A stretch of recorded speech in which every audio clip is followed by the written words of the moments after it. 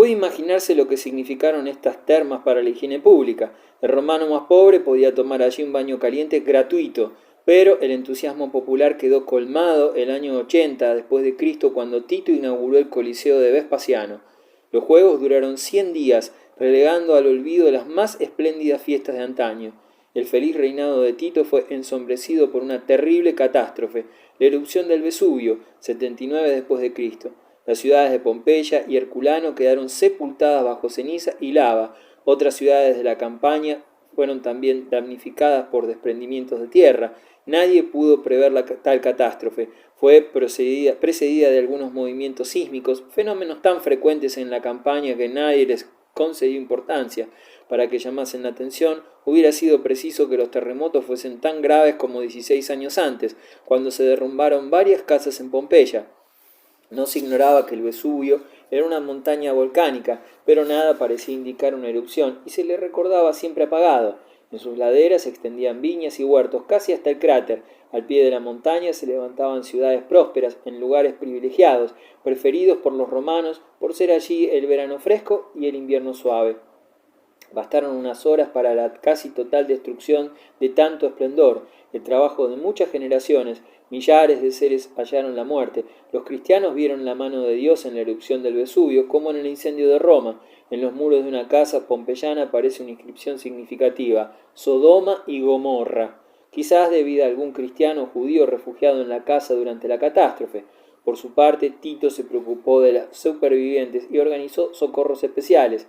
Tito, el más popular de los emperadores, murió de una fiebre en el año 81 después de Cristo, cuando contaba solamente 40 años de edad. Todo el imperio estuvo de luto. El ambicioso Domiciano, hermano del difunto, que había envenenado la vida de Tito con sus intrigas, se apresuró a hacerse con el poder. Pompeya y Herculano, año 79. Dos escritores célebres fueron testigos de la primera erupción del Vesubio. Uno de ellos fue el sabio Plinio el Viejo, cuya historia natural ofrece a la posteridad mucho más de lo que el título anuncia. La obra es, en efecto, un diálogo entre el hombre y la naturaleza, en todos los terrenos, desde la religión y el arte hasta la medicina y la geografía. Plinio, que mandaba una escuadra de la flota anclada en el Golfo de Nápoles, tomó desde el comienzo de la catástrofe cuantas medidas pudo para socorrer a la población. Al mismo tiempo, su insaciable sed de conocimientos le movió a desembarcar para estudiar el fenómeno más de cerca. Su sangre fría había de costarle la vida, pues mientras huía hacia la costa, en el último momento fue sorprendido por la lava, sin que sus esclavos, llenos de pánico, acudieran a socorrerlo. Conocemos más detalles por otro amante de la ciencia, su sobrino, Plinio el Joven, quien, manteniéndose a distancia, asistió también a la erupción y la describió de manera impresionante. El cráter comenzó vomitando una densa columna de humo que se extendió rápidamente. De ella descendió una lluvia de cenizas en un radio de varios kilómetros. Toda la región quedó sumida en la oscuridad. Se oía chillar a las mujeres y llorar a los niños y gritar de terror a los hombres. Unos llamaban a sus padres, otros a sus hijos o sus esposos. Todo el que pudo huyó del lugar maldito. Desapareció la luz durante 3 días. El sol siguió velado más tiempo aún. El cielo se entenebreció como un eclipse de sol. La comarca quedó irreconocible, cubierta de una espesa capa de ceniza volcánica. Pompeya estaba más alejada del volcán que Herculano. Sus habitantes esperaron hasta el último momento que cesara la erupción. De súbito una luz de piedras y cenizas aplastó la ciudad, mientras el viento arrastró hacia ella los vapores asfixiantes exhalados por el Vesubio. Algunas piedras tenían el grosor de un guisante, otras el de un huevo de gallina. El pánico se adueñó de los habitantes. Los que se refugiaron en las casas contra la lluvia de ceniza sufrieron la muerte más espantosa. Quienes huyeron en desorden hacia el mar o hacia el sur tuvieron mejor suerte. Se cree que en Pompeya pereció la 10ª parte de los 20.000 habitantes de la ciudad propiamente dicha, pero es imposible determinar el número de personas que perecieron en la fuga. En pocas horas la ciudad quedó cubierta por una capa de cenizas y piedras que alcanzó el techo de las casas. Para colmo, un violento terremoto causó inmensas destrucciones. Cuando se apagó el volcán, solo aparecían los tejados de algunos edificios del foro, coronados en una extensa zona de ruinas. Se han encontrado 34 esqueletos humanos en una gran quinta fuera de la ciudad, camino de Herculano. El propietario acomodó su familia y esclavos en las bodegas para mayor seguridad y los proveyó de víveres. Él mismo, acompañado de un fiel siervo, quiso salvar sus objetos preciosos y tantear las posibilidades de huir hacia el mar. La muerte sorprendió a ambos en la puerta. Sus restos fueron hallados 17 siglos más tarde. Junto a ellos había algunas monedas de oro y plata. La mano derecha del propietario hacía una artística llave. Este es un informe sucinto, merced a noticias que nos han llegado. Domiciano, Nerón el Calvo. Según las antiguas creencias orientales, el dios Sol es la fuerza central y omnipotente del universo, origen de toda vida. En torno de él, movidas por su fuerza, giran alternamente las 7 esferas no concéntricas del celeste espacio. Como el movimiento se transmite de esfera en esfera hasta la Tierra, lo que ocurre en la Tierra está en estrecha relación con lo que ocurre en el universo.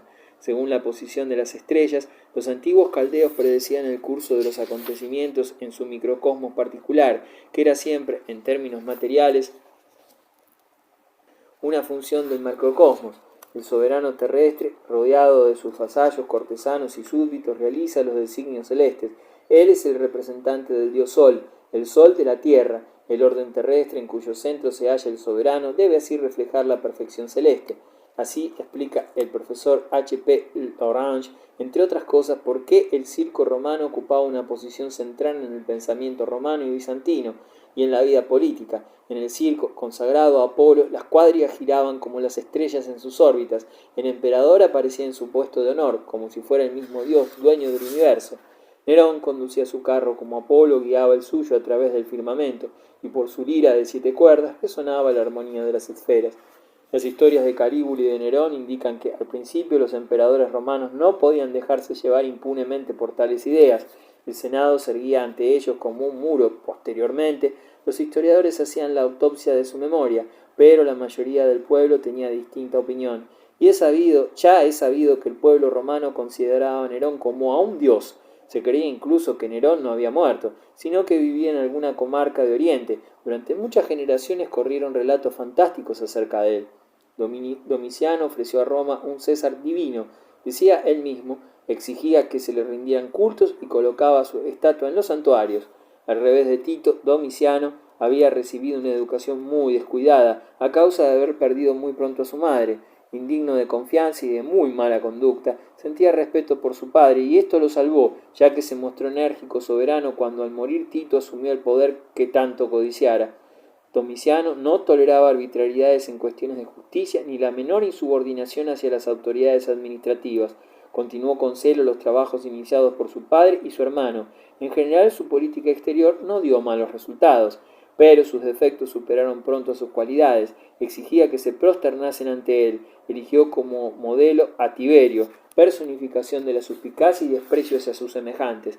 Pero, al contrario de este discípulo de Augusto, no transigía con la dignidad divina de la que se había revestido. No quería ser llamado Princeps Civium, el primero de los ciudadanos, sino Dominus et Deus, Señor y Dios. En los festines de la corte comía solo, sentado con orgullo y majestad a una mesa individual, y prohibía en absoluto a sus invitados pronunciar ni una palabra.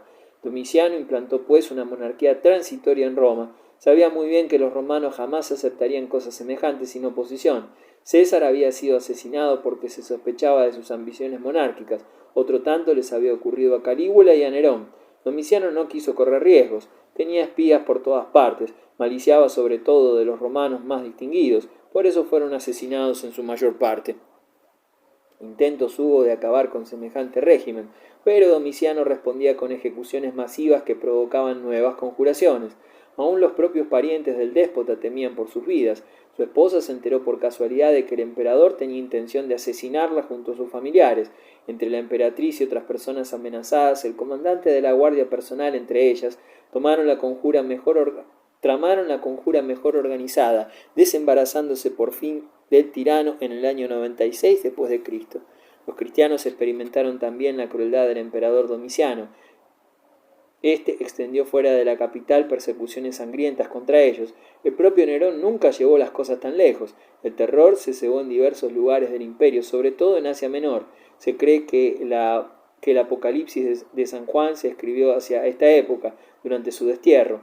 Nunca ha podido saberse a quién o a qué institución representaban las figuras de la gran bestia y la prostituta de Babilonia en la visión profética que cierra el libro revelado de los cristianos. El Senado se vengó de Domiciano proclamando una damnatio memoriae, maldición de su memoria, como hiciera con Nerón. Oficialmente quedó borrado de la historia el nombre de Domiciano. Sus estatuas fueron hechas añicos. Los templos que mandó construir se consideraron inaugurados por sus sucesores. El odio que Roma profesaba a su divino emperador se desató cuando el déspota desapareció de escena. La damnatio memoriae era un castigo terrible en una época en que todavía se daba importancia a la liturgia póstuma, sobre todo para Domiciano, ávido de una insaciable acumulación de honores y gloria.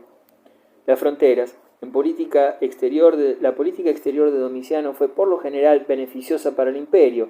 En el Danubio entabló una guerra larga y sangrienta con las tribus de la otra orilla, desde Bohemia hasta el Mar Negro. Los romanos sufrieron algunas derrotas deplorables que llegaron a desvirtuar las victorias conseguidas. En cambio, se ensancharon los límites del imperio en Bretaña y Germania. En Bretaña, el procónsul Agrícola prosiguió las conquistas de Claudio. Después de sangrientos combates por tierra y por mar, extendió el poder romano por toda Inglaterra, a excepción del país de Gales, donde no se conservan huellas romanas, hasta el sur de Escocia. Domiciano puso término a las victorias de Agrícola, trasladándolo a otro destino. Necesitaba concentrar las fuerzas romanas en los territorios fronterizos del Rin y del Danubio para realizar los proyectos elaborados por su padre, someter al poder romano el triángulo limitado por el Danubio, el Rin y el Main, la actual Baden, y algunas comarcas de Württemberg, Hesse y Baviera. De esta forma se redujo bastante la longitud de la frontera. La nueva línea limítrofe, la célebre limes romana, se extendía prácticamente desde Ratisbona hasta Coblenza. La limes no era una línea de defensa contra una invasión enemiga, estaba destinada a impedir a los germanos que franqueasen las fronteras por lugares no vigilados por los romanos. Las tribus germánicas fueron previamente evacuadas de los territorios recién adquiridos. Las tropas destinadas a su defensa se instalaron en un centenar de campos fortificados, de los que dependían más de 1000 torres de vigía.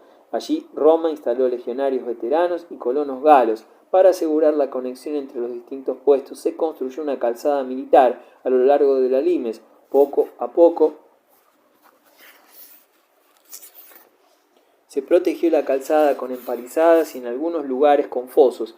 La cultura romana se extendió con rapidez gracias a las calzadas militares que los romanos construyeron en ese triángulo según su costumbre.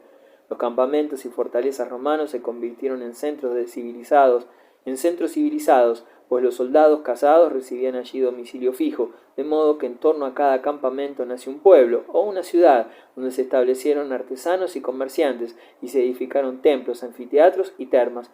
Los romanos aprovecharon también las fuentes termales. Los romanos realizaron colosales trabajos para conducir agua potable y fresca a sus ciudades. Los acueductos de Francia son monumentos importantes que aún proclaman la gloria de la cultura romana. En Italia se usan todavía algunos acueductos construidos por los romanos. En España son dignos de mención el famoso acueducto de Segovia, el de las Ferreras, Tarragona, los tres de Mérida y el llamado Caños de Carmona, que aportaba aguas a Hispalis, Sevilla. Los Antoninos, apogeo del imperio, Nerva y Trajano. A la muerte de Domiciano, el Senado designó por su cuenta un sucesor al trono.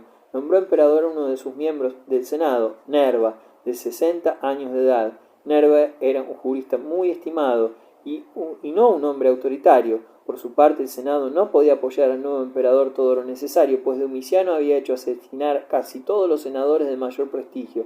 Para los pretorianos, un César tan poco militar como Nerva no significaba nada, o muy poca cosa. Para no quedar impotente ante ellos, el nuevo César adoptó uno de los generales más famosos, Trajano, y lo hizo su corregente.